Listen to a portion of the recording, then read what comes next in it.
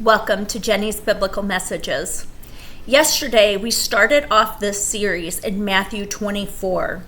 He's telling us about the destruction of the temple, and he was giving us signs of the end times, or what to look for when the end times are coming. And as we saw yesterday, there's a lot of things that have already happened or that we can see we're very close to happening. I am not a theologian and I am not a scholar. I want to say that before I get into this. I read my Bible. I ask God questions. And then I read a lot of books. And there's certain content creators that I listen to that I trust. And that's how I come up with my information. A combination of all of that. This is mostly the Bible, but also things that I have heard that I'm going to tell you today. And I think that this chapter 24, and what to look for and what to do, is the second most precious gift that Jesus could have given us. First is salvation in him, so that we are the chosen people, so that we will endure this, so that we will win in the end. But honestly, I think the second is him teaching us what to do in these end times. So, this is something that I have heard 2 very significant times in the last couple of days, minus reading this, but just hearing it from different places. And I think it's a really, really important gift for us. So we're going to start off in Matthew 24:15, and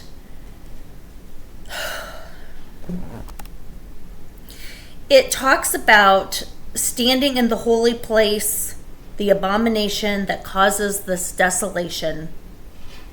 And it was spoken through the prophet of Daniel. And then it says, let the reader understand.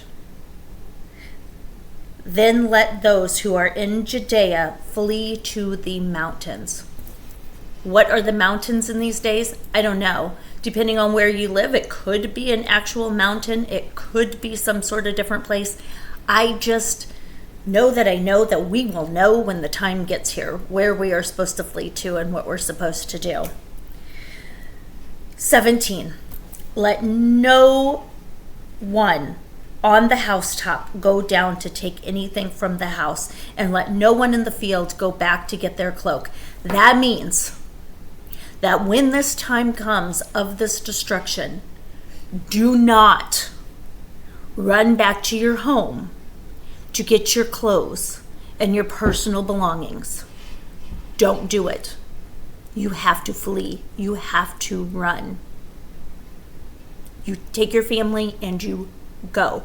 And God forbid, I hope, that everybody is with their children, with their precious pets, with whatever that is that they need at that time to go and flee. Because if I have to flee and leave my little Lily behind, I can't imagine if people have to flee and leave their children behind. And I don't think that God would ask us to do that. So, I think, however it's going to be, that those of us that are chosen, we will be with our loved ones and we will be able to flee. I don't know. That's just how I see it in my mind, because of how good God is to us, and he knows what's important to us. How dreadful it will be in those days for pregnant women and nursing others. It's going to be hard, guys. It's going to be hard. And it's telling us right here that we are going to go through hard times before the tribulation comes. We are going to go through it. So we have to be prepared. There are so many Christians that think that they're not going to go through anything, that they're just going to be taken up with God before anything bad happens. I just don't think that's exactly what this means. I think that we will go through some hard times, and I think that we need to be prepared. And that is what today is for, to hopefully prepare you for what is coming. Pray that your flight will not take place in the winter or on the Sabbath, for then there will be great distress, unequaled from the beginning of the world until now, and never to be equaled again. Great distress, nothing like anything that has ever happened in the world and will ever happen again. Okay, we have to really get this into our head. Don't just think that everything is just wonderful and easy because you are Christian. God never promised us that. But He loves us. And the end is way better than the people who don't believe what their end is. They're in the fiery gates of hell. We are up in heaven eating a feast with Jesus. If those days had not been cut short, no one would survive. But for the sake of the elect, those days will be shortened. Do you understand that? The days will be shortened. Do you feel like the days are shorter now? You know there's still 24 hours in a day. But it feels like time goes by so fast. It feels that way. I don't know. Does it just feel that way as we get older? Or is time really going by faster? I don't know. It's an honest question that I have, but I know that I feel it. Is it because I'm just older? I don't know. At the same time, if anyone says to you, look, here is the Messiah, or there he is, do not believe it. For false messiahs and false prophets will appear and perform great signs and wonders to deceive, if possible, even the elect. See, I have told you ahead of time. Matthew 24:25. I have told you ahead of time. He has told us. Shame on anybody that doesn't know or understand. Shame on any leaders, priests, ministers, pastors that are not speaking the truth to their people, so that they open up the Bible for themselves and they see, I have told you ahead of time. He has warned us. He is telling us everything we need to know. Now here's another thing that's really interesting in what I just said. False prophets are going to say, come here. Come to this great place. I have a great message for you. When Jesus comes, everybody in the world will hear it simultaneously at the same time. When in the world have people ever been able to do that besides right now? Right now, with our phones. Right now. You ever get an Amber Alert in your area on your phone? Jesus is going to have the ability to come down and get to every single one of us. That has never happened before, but it is possible now. So if anyone tells you, here he is, go out in the wilderness, do not go out. It is not him. Here he is in the inner rooms. Do not believe it. For as lightning comes from the east is visible even in the west, so will be the coming of man. So will be the coming of man. And then this I thought was interesting. 28. Wherever there is carcass, there the vultures will gather. I don't understand why that was put in the Bible.